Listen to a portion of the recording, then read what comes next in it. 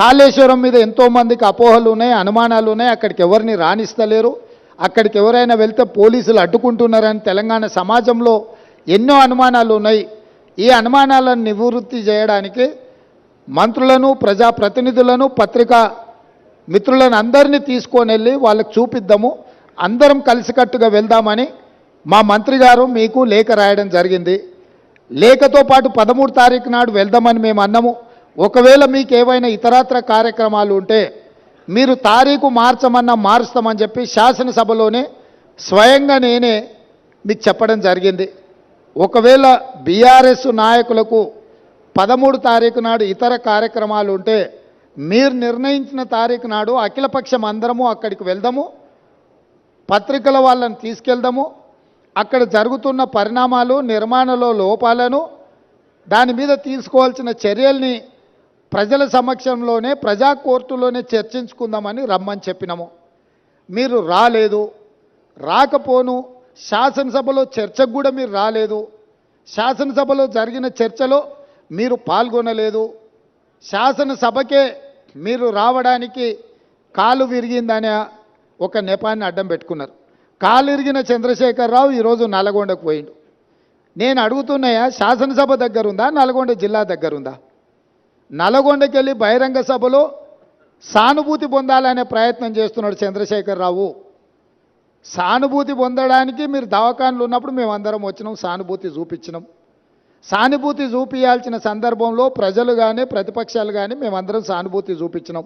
ఈరోజు కేవలం కాళేశ్వరం అవినీతి మీద చర్చ జరగకుండా, కాళేశ్వరంలో మీ దోపిడీని ప్రజల దృష్టిలో పడకుండా ఉండడానికే ఈరోజు మీరు నల్గొండ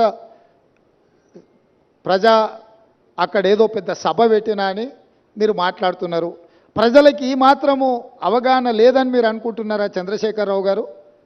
కాళేశ్వరం అవినీతి మీద, దోపిడీ మీద చర్చకు వచ్చిన సందర్భంలో మీరు కృష్ణానది జలాల మీద ఉన్న ప్రాజెక్టులన్నిటిని కూడా కేంద్రానికి అప్పచెప్పినరు అని చెప్పి నల్గొండ జిల్లాలో మీరు బహిరంగ సభ పెట్టి ఇక్కడికి రాకుండా తప్పించుకున్నారు.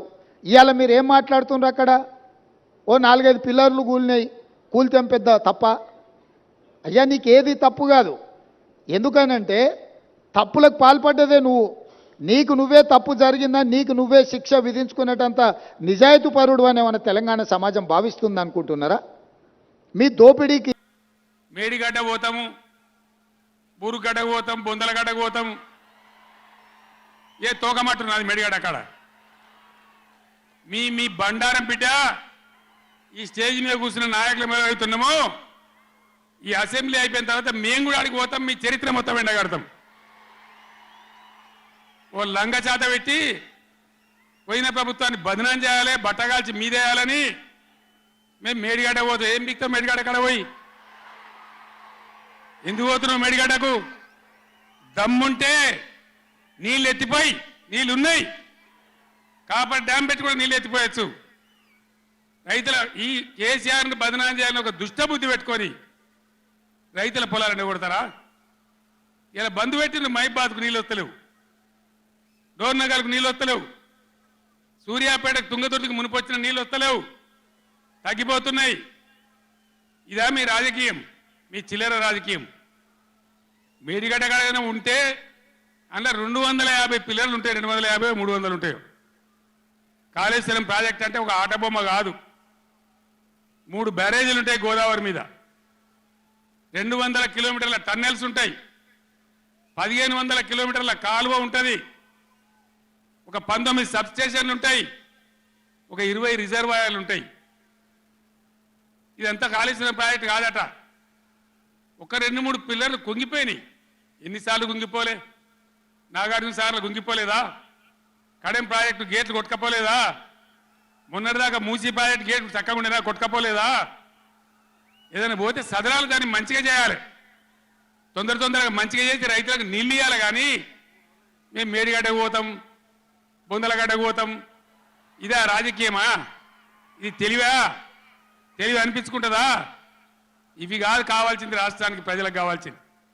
ఒక లోడొచ్చు, వాళ్ళు గెలవచ్చు, ఎవరికి శాశ్వతం కాదు. మళ్ళీ డబల్ స్పీడ్తో మేము అధికారంలోకి వస్తాం.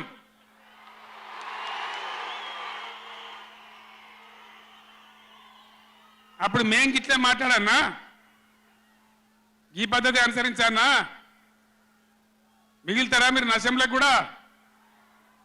ఈ అహంకారంతో దుర్మార్గమైన విధానంతో నదుల నీళ్ళ మీద నీకు అవగాహన లేదు. నన్ను అడగనట్టు నేను చెప్పు కదా, అడిగే సంస్కారం ఉంటుందా, తెలివి ఉంటుందా?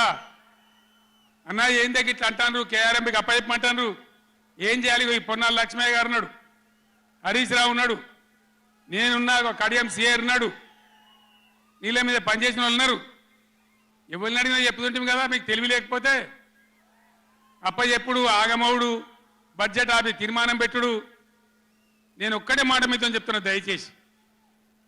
నిన్న కూడా అనే నాతో హైదరాబాద్లో, సార్ అసెంబ్లీలో తీర్మానం అయిపోయింది కదా, ఇంకా నల్గొండ, చెలో నల్గొండ ఎందుకని. అసెంబ్లీలో తీర్మానంతో అయిపోదు, చెలో నల్గొండతో కూడా అయిపోదు. దయచేసి ఎప్పటికప్పుడు కృష్ణా నదిలో బ్రిజేష్ ట్రిబ్యునల్లో మన వాటా తేలే వరకు, న్యాయమైన వాటా తేలే వరకు, మన నీళ్ళ హక్కులు మనకు దక్కే వరకు ప్రతి సందర్భంలో ఈ 5 జిల్లాల ప్రజలు, కృష్ణా పరివాహక ప్రాంతంలో ఉన్న 5 జిల్లాల ప్రజలు ఎప్పటికప్పుడు మనం పోరాడడానికి సిద్ధంగా ఉండాలి. ఈ సభ వేదిక చెప్తేనే ప్రజలకు అర్థమవుతుందనే ఉద్దేశంతో నేను మీ అందరినీ శ్రమ పెట్టి ఈ సభ పెట్టిన తప్ప ఇది రాజకీయ సభ కాదు. ఇలా ఏ ఎలక్షన్ లేదు, పార్లమెంట్ ఎలక్షన్ కూడా ఇంకా 2 నెలలకు 3 నెలలకు ఉన్నది, ఇప్పటికిప్పుడేం లేదు. నేను ఇలా వచ్చింది రాజకీయాల కోసం కాదు. కాబట్టి దయచేసి మీ అందరిని కోరేది, ప్రజలు ఎప్పటివరకు అయితే మన హక్కుల మీద న్యాయమైన పోరాటాలకు సిద్ధంగా లేకపోతే బొండిగా విసికెత్తారు తప్ప మనకు న్యాయం జరగదు. అందుకని మీ అందరినీ కూడా ఇలా సభలో ఉన్న వాళ్ళను, టీవీలో నా ఉపన్యాసం వింటున్న వాళ్ళను మీకు దండం పెట్టి నేను చెప్తా ఉన్నా, నేను మీ బిడ్డను. 15 ఏళ్ళు పోరాడి సాగు నోట్ల తలకాయ పెట్టి చివరికి సాగు దాకా పోయి ఈ తెలంగాణ తెచ్చింది నేను. అందుకే నాకు గర్జు ఉంటుంది, ఫికర్ ఉంటుంది, తన్లాట ఉంటుంది, నాశనం కావద్దనే తపన ఉంటుంది. దీన్ని అర్థం చేసుకొని ఎప్పుడు యాక్షన్ కార్యక్రమాలకు పిలిపించినా ప్రభుత్వం యొక్క దమన నీతి నిండగా రేపు చేయాలి, చాలా చేయాల్సి ఉంటుంది. ఇవాళకి ఇట్లా మోపు చేసిన కరెంటు రేపు ఇస్తారా? మార్చిలో, ఏప్రిల్లో, మే నెలలో ఇస్తారా? అసెంబ్లీలోనే జనరేటర్ తెచ్చిపెట్టిండ్రు, అంతపాటు గనులు. ఎన్నోసార్లు నేను చెప్పిన అసెంబ్లీలో మీరు విన్నారు. ఇదే నరేంద్ర మోడీ ప్రభుత్వం మీటర్లు పెట్టాలి, నా తలకాయ పోయినా సరే పెట్టా అని చెప్పిన నేను. 25,000 కోట్ల రూపాయలు ఇయ్యలే మనకి ఇవ్వాల్సినాయి, అయినా పెట్టలే. ఎందుకంటే నా తెలంగాణ రైతులు చెట్టుకోడు గుట్టకోడు అయినరు. హైదరాబాద్ పోయి ఆటో రిక్షాలు నడిపే గతి వచ్చింది. కాబట్టి వీళ్ళు మళ్ళీ ఒక దరికి రావాలి, పల్లెలు పచ్చబడాలి, రైతాంగం బాగుంటే అందరికి పని దొరుకుతుంది, చిన్న రైతు పెద్ద రైతు అందరు బతకాలని చెప్పి ఎంత మంచిగా వచ్చేది రైతు బంధు, ఎంత బ్రహ్మాండంగా వచ్చేది. మీ బ్యాంకులో పడి టింగు టింగుమని మీ ఫోన్లు మోగుతుండే. ఇప్పుడు బ్యాంకులో వడులు లేదు, ఫోన్ మోగులు లేదు. ఏం మోగుతుందిరా అంటే రోజు అసెంబ్లీలో అరుస్తా ఉన్నారు పనికి మాలిన మాటలు. అంతే కదా, మీరందరూ చూస్తున్నారు కదా. ఏం భయపడకుండా, ఏం కాదు, మళ్ళా మనమే వస్తాం, అన్నీ చేసుకుందాం, ఏం కానీయం తెలంగాణను. ఈ మధ్యలో కూడా వీళ్ళు దుర్మార్గం చేస్తే కొట్లాడదాం, పోరాడదాం, మన హక్కుల కోసం నిలబడదాం.